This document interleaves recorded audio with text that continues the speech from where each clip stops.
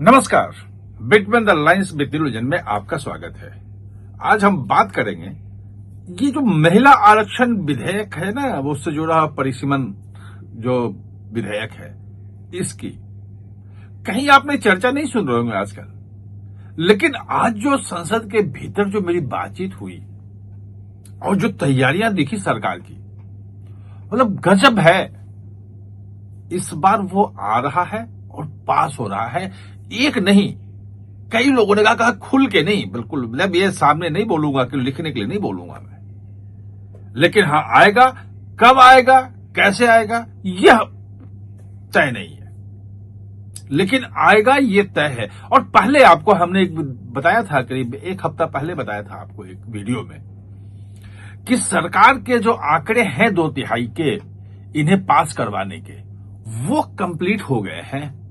और अब जो सरकार है वो ये चाह रही है कि अगर कुछ लोग इधर उधर गए, मान लिया कि 2-4 आदमी नहीं भी आया और सिर्फ बिल्कुल एग्जैक्ट आंकड़ा है, तो फिर बिल गिर जाएगा। ये फिर एक बार सरकार को शर्मसार होना पड़ेगा, जैसे होना पड़ा था 17 अप्रैल को। संविधान संशोधन विधेयक जो है वो गिर गया था, 2/3 बहुमत चाहिए था। तो अब वो 2/3 बहुमत से कहीं ज्यादा आंकड़ा मिल गया है। हमने ये भी पूछा कि संविधान संशोधन विधेयक है और उसके लिए अगर हंगामा होता रहा तो वंदे मातरम पास करवा लिया, FCRA भी पास करवा लोगे आप। विपक्ष नहीं भी किया, हंगामा चल रहा है तो शोरगुल में ही बिल पास हो जाता है, और हो ही रहा है, आप देख रहे हो। लेकिन ये जो विधेयक है 2/3 बहुमत वाला विधेयक, संविधान संशोधन, ये हंगामे के बीच में पास नहीं होगा। इसके लिए तो बाकायदा करना पड़ेगा और वोटिंग करनी पड़ेगी। वॉइस वोट से नहीं होता है कि इसके पक्ष में कौन कौन हाथ उठाए, इसके विपक्ष में कौन कौन हाथ उठाए और कह दिया कि भाई जीत जो है वो पक्ष वालों को ही, पक्ष वालों को ही, पक्ष वालों को ही। तो वो कह करके और आप संविधान संशोधन विधेयक पारित नहीं करवा सकते हैं। वहां जो उपस्थित सांसद है वो और जो वोट कर रहा है उसका 2/3 बहुमत चाहिए। जो टोटल स्ट्रेंथ है 543 की लोकसभा है और 3 शायद सांसद नहीं है, तो 540 इस वक्त है। तो उसका 2/3 जो है वो 362, वो चाहिए ही चाहिए। वो आप नहीं कर सकते हैं इसकी। जो मेरी बात हुई है वो कह रहे हैं कि उससे कहीं आगे की हमारी बात चली गई है। और जब मैंने एक मतलब मंत्री से पूछा जो इन चीजों में लगे हुए हैं कि ये इतना कॉन्फिडेंट कैसे हैं आप, तो उन्होंने कहा कि कल आपने डीएमके का बयान सुना। मैं चाहूंगा भी कौन सा डीएमके का बयान, किसने दिया? बोला दयानिधि मारन का बयान जो है वो सुन लीजिए, आपको बहुत कुछ क्लियर होगा। मंत्री ने बताया। अच्छा, मैं जैसे उन्होंने कहा तो मुझे ध्यान आ गया कि कल बयान है, आज अखबारों में छपा हुआ है। और दयानिधि मारन ने राहुल गांधी ने जो जाके तमिलनाडु में कहा परसों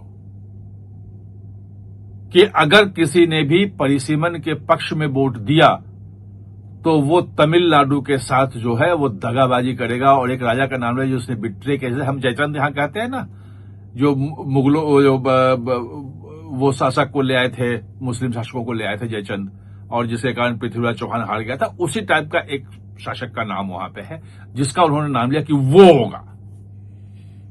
डीएमके भी फट गई। और आपको बताता हूं, दयानिधि मारन ने जो शब्द प्रयोग किया, कहा ये विषैला नाग है कांग्रेस को, राहुल गांधी के बयान पे, राहुल गांधी को। और बोला कि राहुल गांधी जो है करता कुछ है, और ये आदमी सिर्फ 2 मंत्री बनाने के लिए कि तमिलनाडु में 2 मंत्री इनके बन जाए सरकार में, इतने सालों की दोस्ती तोड़ दी, पीठ में छुरा घोंप दिया डीएमके का। और तमिलनाडु के लिए क्या करना है, क्या फायदेमंद है, क्या नहीं है, डीएमके को कांग्रेस न समझाए। ये दयानिधि मारन का बयान था, आप सर्च कर सकते हैं। जब ये ध्यान आया तो हमने कहा कि इसका मतलब कि डीएमके आपके साथ आके वोट करने वाली है। तो उन्होंने कहा कि ये बात आप छोड़ दीजिए कि क्या करने वाली है क्या नहीं करने वाली है। फिर त्रिची शिवा भी मिले थे, डीएमके के नेता जो हैं। हमने उनसे पूछा कि भाई क्या इसमें है, तो बोले नहीं, हमारा स्टैंड क्लियर है कि हम कांग्रेस के साथ नहीं रहेंगे। कांग्रेस जो है उसने धोखेबाजी की है, वो भरोसेमंद पार्टी नहीं है, हम कांग्रेस के साथ वोट नहीं कर सकते हैं। भले ऑप्शन हो रहे हैं, इसका मतलब कि कांग्रेस अगर बिल का विरोध कर रही है तो उसके साथ जाके डीएम की वोट नहीं करेगी। एक होता एब्सेंट हो जाना, तो एब्सेंट अगर उनके 22 कम होते हैं तो इनके जो 2/3 बहुमत के लिए चाहिए वो संख्या 14 कम हो जाएगी। तो 300 अगर 62 है तो घट के 348 आ जाएगी संख्या।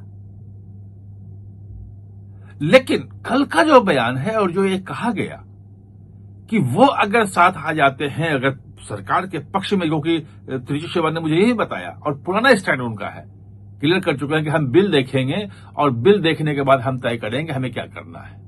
स्टैंड नहीं खोला है, यही वही चीज फिर आज दोहराई त्रिची शिवा ने। अब अगर हम देखते हैं उस चीज को अगर जोड़ लें आप, तो 298 वोट पड़े थे 17 अप्रैल को, 20 बढ़ गए टीएमसी वाले टूट के जो एनसीपीआई में आए हैं, तो वो 318 हो जाता है। 6 जो हैं वो शिवसेना यूटीबी वाले, उद्धव ठाकरे गुट वाले आ गए हैं शिवसेना में, तो वो बढ़ जाता है, तो 324 हो जाता है।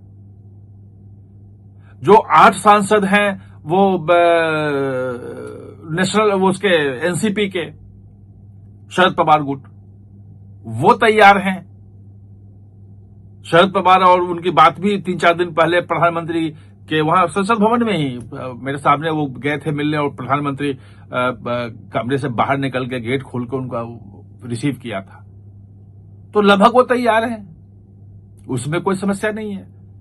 आज प्रफुल्ल पटेल वहां घूम भी रहे थे, तो संकेत था, वो जो बातचीत हुई वो क्या बातचीत हुई नहीं बताऊंगा, नाम ले लेता हूं तो थोड़ा बताना मुश्किल हो जाता है, क्योंकि ऑफ द रिकॉर्ड बातचीत ये होती है। तो अगर वो आ गए 8, तो 324 और 332, और अगर 22 ये आ गए